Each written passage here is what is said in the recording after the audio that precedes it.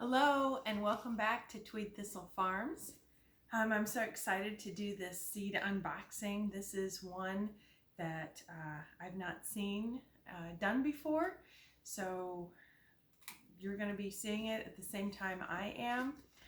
So one of the things that I realized maybe a year or two ago, is that something that really inspired me from when I was a child actually, was Tasha Tudor. And I didn't realize at the time, but some of my very favorite books were actually illustrated by Tasha Tudor. So The Child's Garden of Verses, that was poems by Robert Louis Stevenson.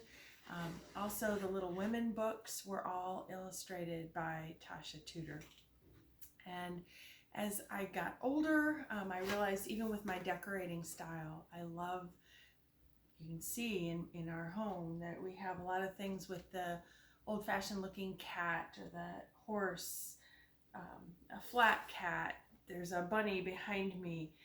Some of the things that I gravitate to at Ginny Curry's Antiques are the little mice. Even our logo for Tweedthistle Farms are a pair of little mice and a thistle. So there are many things that I think I've really been inspired over the years by Tasha Tudor, and just that style, that childlike, whimsical, classy kind of a look, as well as the gardens. So when I found out that Tasha Tudor's seeds from her historic gardens, some of these seeds are actually quite historic, have been there at their farm for many years, and actually some from her grandfather, maybe even great-grandfather, where the seeds originated from. So I am opening this. They came in the mail today. Originally there are 9 different varieties of seeds that were offered on their website, and they do this sale, as far as I understand, once a year. The seeds are only available for a short period of time until they sell out. Not all the seeds are always available. It depends on what Mother Nature allows on any given year. The paper is just beautiful that they wrap the seeds in. The seed packets all have little bits of artwork that are actually done by Tasha Tudor on them. So I'm so excited to see what these look like. And I bought at least one of each. There were a few that I did buy doubles of, or actually several of. So I'll go through these all, and I can't wait. I plan on planting them in a couple of different ways to start these seeds, and I'll do more videos of that as we go along too. So we'll start with one. Here is the foxglove. They are dated on the outside of the package, so you can see that those are for this year. And this one is the Glove Digitalis. They say on the package how difficult or not difficult they are to grow. This one is considered undemanding, which is always fun. The flowers will be rose or white, and it's a biennial, so we'll plant these this year. The plant will grow. It will not flower until next year, when it will then again drop seeds, hopefully in the new location at Tweedthistle Farms, and then they will continue to propagate and go on for the next, hopefully forever. These plants, they do like partial shade, and they will get to be between 3 and 6 feet tall. On the Tasha Tudor and Family, I think, is the website where the seeds are available. And there are beautiful pictures of the flowers there. The next one is the Hollyhock. This one was actually, I think this year, the first one that sold out, and I did buy several of these because I just absolutely love hollyhocks. It is an heirloom variety. These are also considered undemanding. It's a mixed color. This one has about 25 seeds, so it's much more precious of a variety. This strain, this is the one that I was thinking of. This strain had actually originated in Tasha Tudor's great-grandfather's garden in Massachusetts. And he had lived from 1783 to 1864. So plants are a legacy. I love antiques. And plants also, the seeds, are something that can often be handed down from generation to generation and grown generation to generation. And it's important to save those so that our future generations will have access to them and see them.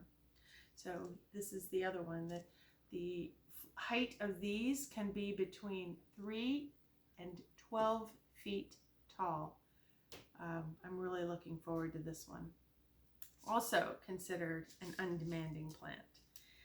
The bellflower, a campanula.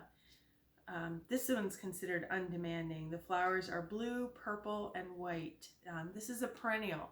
So we'll plant this one this year.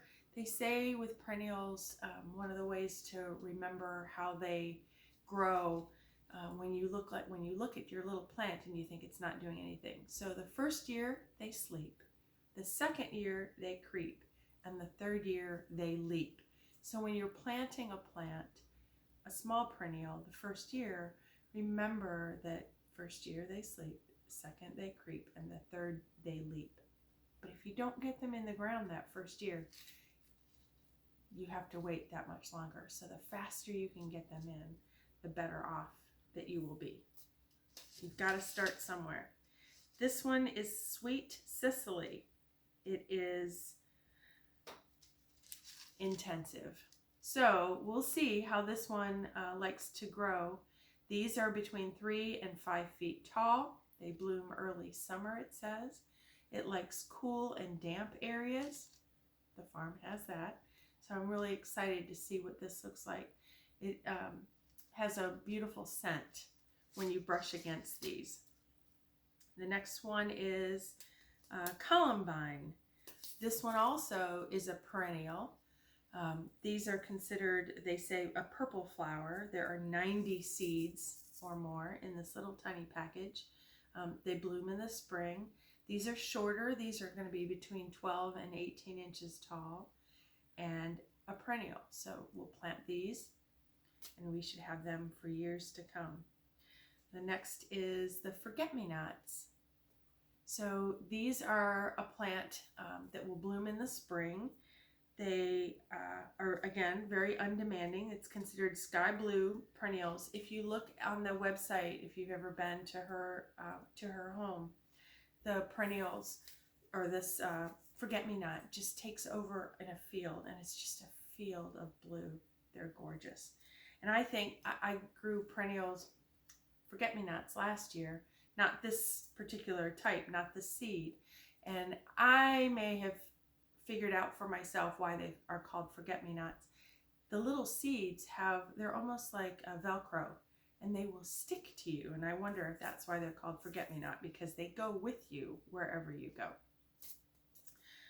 This one is Sweet Rocket. This one is also considered an undemanding seed. The flowers are white, pink, and lavender. It is a short-lived perennial. So I'm not sure exactly what that means, how long that will live, but we will see. This has about 250 seeds in them. So actually, in some states, the Sweet Rocket is considered a invasive plant, and it cannot be grown in certain areas. This is, the next one is called lettuce poppy. It is an annual, undemanding. I believe this one, the seeds will drop every year once they grow. Once that first year they grow, they should be a very easy plant to grow. Likes full sun, rich soil. These are about 2 to 4 feet tall. Well, zones 8 to 10 or an annual. So when the poppies grow, you'll keep some of the plants or some of the poppy pods on the plant. Go ahead and let those dry. Collect them, bring them in, or just kind of scatter them, and they should grow again the next year. or save some inside some of the dry plants, and then, or the poppy pods, and then drop those seeds in the spring. Lupines, this is one I was really looking forward to getting. The how difficult it is. It's considered moderate to germinate and to grow, and it's a perennial. This one has 45 or more seeds in them, and full sun, and these will grow 3 to 5 feet tall and bloom in June. So I'm really excited about these. There are pictures on that website at Tasha Tudor's home of incredible fields just filled with these purple lupines, or lupines, yeah, and I did buy 2 of those. So there are 9 different varieties that they had available this year for sale, and I got at least 1 of each, 2 of the lupines and I think 4 of the hollyhocks. So keep watching. I plan on doing a couple different ways of starting these seeds.